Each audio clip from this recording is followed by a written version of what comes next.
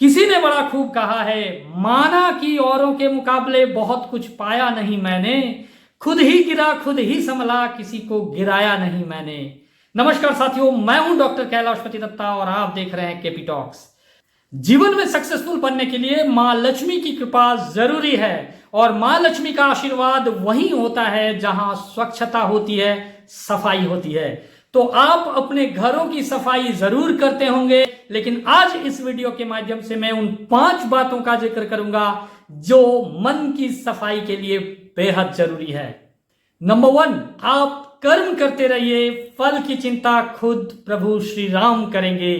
गीता के दूसरे अध्याय के 47वें श्लोक में कहा गया है कि कर्मण्येवाधिकारस्ते मां फलेषु कदाचन मां कर्म फल हेतुर्भुर्मा तेषंगोऽस्त्व कर्मणि। अर्थात आप सिर्फ कर्म करते रहिए, अपना काम करते रहिए, फल की चिंता में अपने काम को डिस्टर्ब करने से रिजल्ट्स कभी भी पॉजिटिव नहीं आएंगे। जो चीजें आपके हाथ में नहीं है उनके बारे में सोचकर आप सिर्फ अपना वक्त जाया करेंगे। इसीलिए हमें सिर्फ अपने काम पर फोकस करना चाहिए। दूसरा, अहंकार मत करिए। महाभारत के युद्ध में जब कर्ण और अर्जुन का आमना सामना होता है तो अर्जुन श्री कृष्ण से कहते हैं, हे माधव, मैं जब कर्ण पर अपने बाणों से प्रहार करता हूं तो कर्ण का रथ मीलों पीछे धकेला जाता है, लेकिन जब कर्ण मुझ पर बाण चलाता है तो मेरा रथ कुछ ही दूर पीछे जाता है। इसका अर्थ है कि मैं ही सबसे बड़ा धनुर्धर हूं। इस पर श्री कृष्ण मुस्कुराते हुए अर्जुन को समझाते हैं, हे अर्जुन, तुम्हारे रथ पे मैं बैठा हूं और तो और तुम्हारे रथ के ऊपर ध्वजा में स्वयं बजरंग बली विराजमान है। इस पर भी तुम्हारे रथ पर जब कर्ण प्रहार करता है तो तुम्हारा रथ पीछे धकेला जाता है। जरा सोचो, अगर मैं इस रथ से उतर जाऊं या स्वयं बजरंग बली इस रथ से खुद को अलग कर दें तो फिर तुम्हारा रथ कितने पीछे चला जाएगा। भगवान श्री कृष्ण की बातों को अर्जुन समझ जाते हैं और उन्हें अपने अहंकार का बोध होता है। साथियों, जब हमारा आपका सारा जीवन ही, उस जीवन का सारा कंट्रोल ही स्वयं विधाता, स्वयं ईश्वर के हाथ में है, तो अहंकार किस बात का। और हमें याद रखना चाहिए कि अहंकार ईश्वर का पहला भोजन होता है, इसलिए अहंकार से बचिए।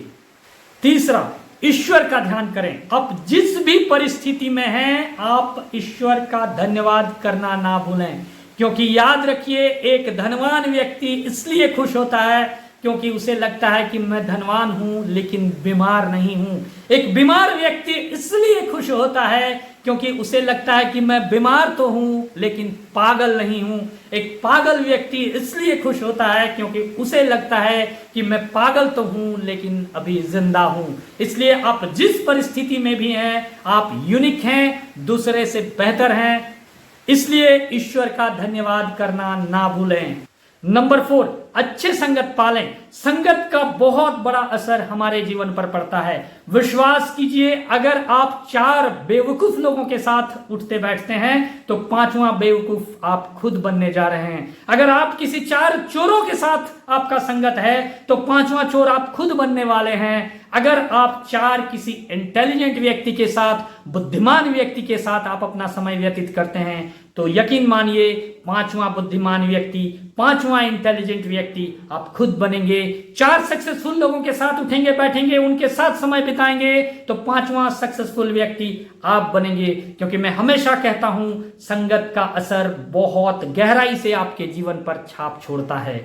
5वां, हमेशा शांत रहें। आप चिंता और तनाव को रोक नहीं सकते, खुद से अलग नहीं कर सकते, लेकिन याद रखिए, चिंता और स्ट्रेस को आप खुद पर हावी ना होने दें, क्योंकि चिंता और स्ट्रेस अगर आप पर हावी हो गया तो आप डिप्रेशन में चले जाएंगे, आपकी प्रोडक्टिविटी पूरी तरह से नेस्ता नाबूद हो जाएगी और आप अपने सर्वश्रेष्ठ देने से वंचित रह जाएंगे। अभी तक के लिए इतना ही, फिर मिलता अगले वीडियो में, तब तक के लिए नमस्कार।